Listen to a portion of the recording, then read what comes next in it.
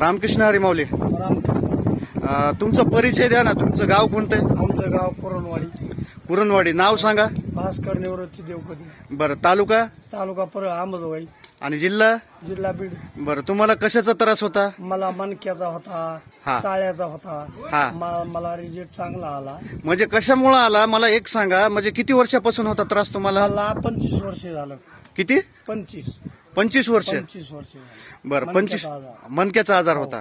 मग तुम्हाला ह्या औषधानं फरक पडला का आमच्या? औषधानं फरक पडला.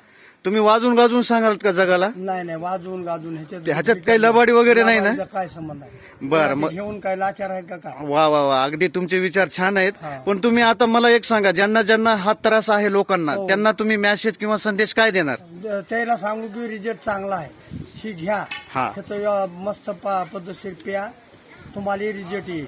रिझल्ट म्हणजे 100% रिझल्ट आहे. 100%. म्हणजे आता तुम्हाला कशाच प्रकारचा त्रास नाही. नाही. बरं. धन्यवाद माऊली.